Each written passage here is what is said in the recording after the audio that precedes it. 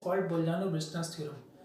Before knowing the Bolzano-Weierstrass theorem, we must know what is a bounded set. Suppose that we have the set of real numbers R. We know that this set of real numbers R, it is an infinite set, right?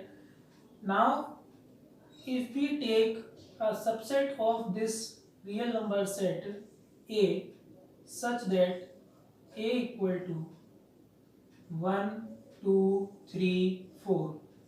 I have taken a finite set which is containing only 4 elements, right? If we can find a number that is less than each and every number of the set A, that must be a real number, then we will say, for example, we have a number 0.5. 0.5 is a real number and 0.5 is less than 1, 0.5 is less than 2, 0.5 is less than 3, 0.5 is less than 4. So this number is less than each and every number of this set. Now we call this number as a lower bound of this set. Lower bound means a number which is less than each and every element of the given set is called its lower bound. Is 0.4 also a lower bound? Yes, 0.4 will also be a lower bound. 0.44 will be a lower bound. 0.444 will also be a lower bound. Means if a set has a single lower bound, then it must have infinite number of lower bounds. 0.1 will also be a lower bound.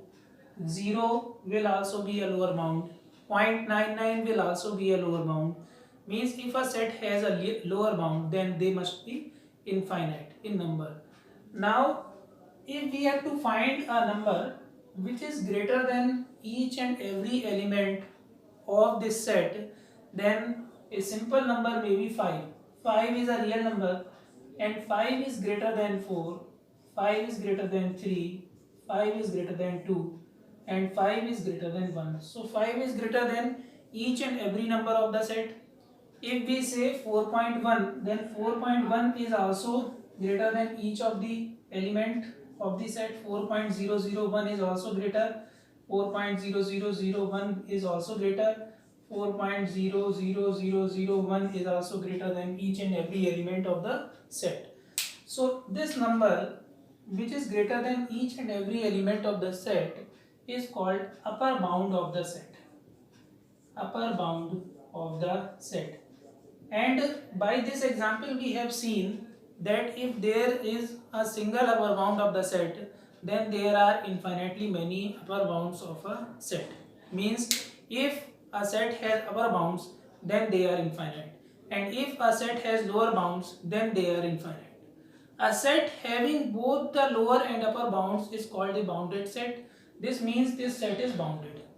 Now what if we talk about what is the bound, what is the lower bound which is greatest in all the lower bounds, right? What is the lower bound which is greatest than all the lower bounds?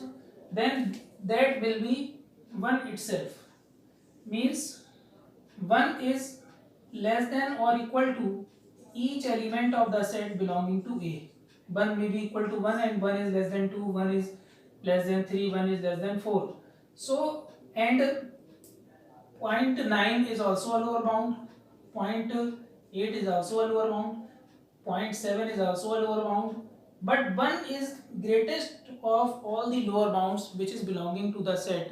Then 1 is called, we will say a number, a name to it, that is GLB, or we call it greatest lower bound. GLB, greatest lower bound, or we can say it infimum. Infimum, right?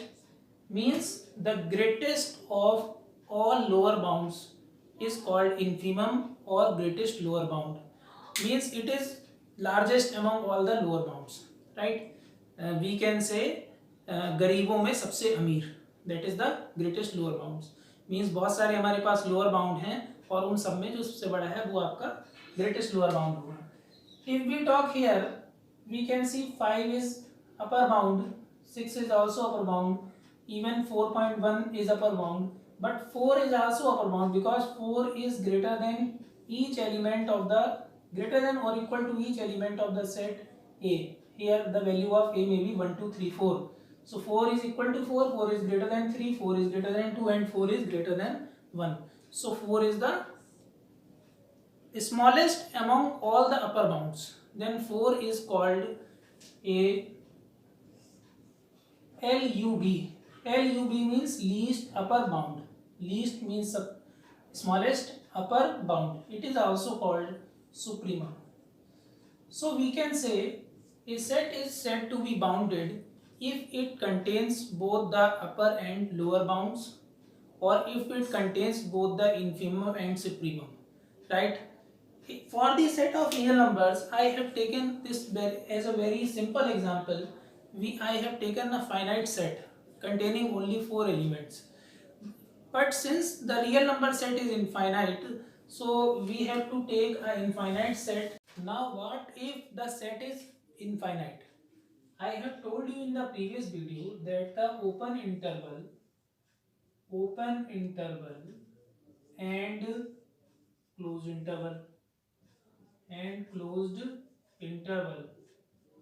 I have told you in the previous video that the open interval and the closed interval are infinite subsets are infinite subsets of real number set of real number set. मैंने पिछले video में आपको ये बताया था कि जो open interval और क्लोज इंटरवल होते हैं वो रियल नंबर्स के सेट के इनफाइनाइट सबसेट्स होते हैं, ठीक है ना, क्योंकि उसमें इनफाइनाइटली मेनी पॉइंट्स होते हैं.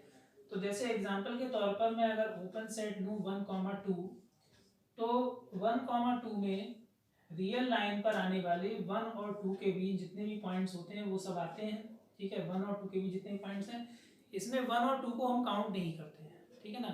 तो यहाँ पर अगर मैं लोअर और अपर बाउंड की बात करूँगा तो यहाँ पर जो 1 है वो हर उस नंबर से छोटा होगा जो इस सेट को बिलोंग करेगा, और 2 हर उस नंबर से बड़ा होगा जो इस सेट को बिलोंग करेगा. तो इसका मतलब ये हुआ कि 1 जो है वो इस सेट के लिए आपका इन्फीमम है, ठीक है. इन्फीमम मतलब आपका ग्रेटेस्ट लोअर बाउंड है, और 2 जो है वो इस सेट का आपका क्या है, सुप्रीमम है. क्योंकि 0.99 भी इसका लोअर बाउंड होगा, 0.99, ठीक है ना. 0.999 भी इसका एक लोअर बाउंड होगा, 0.9999 भी इसका एक लोअर बाउंड होगा, लेकिन जो 1 होगा वो सबसे बड़ा लोअर बाउंड है, ग्रेटेस्ट लोअर बाउंड है, ठीक है. इसलिए वो इन्फीमम हो गया.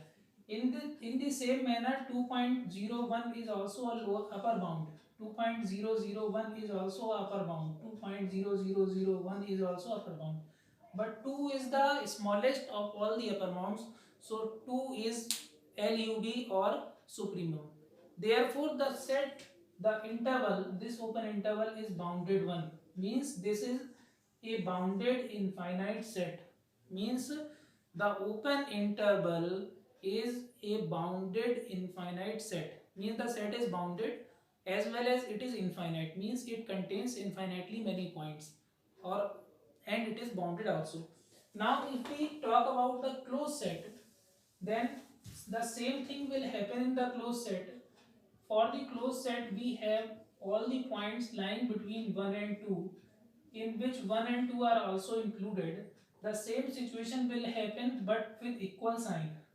Here we have the closed interval, so the same thing will happen, but here equal sign will come.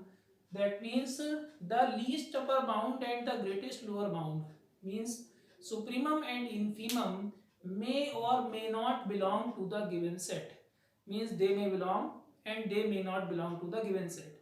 For example, in the previous for the previous open interval, the least upper bound 2 and the greatest lower bound 1 did not belong to the open interval, and in for this closed interval the least upper bound or infimum least upper bound nahi, the greatest lower bound GLB and the least upper bound both belong to the closed interval because they are lying in the closed interval. Means we can conclude our talk with a final conclusion that for the open interval A is infimum, A is infimum and B is supremum. A is infimum and B is supremum. For the closed interval, the same thing will happen. The difference is that in the open interval, A and B are not included, and in for the closed interval, A and B are included. So the open interval and closed interval are bounded in finite sets of real numbers. Thank you very much.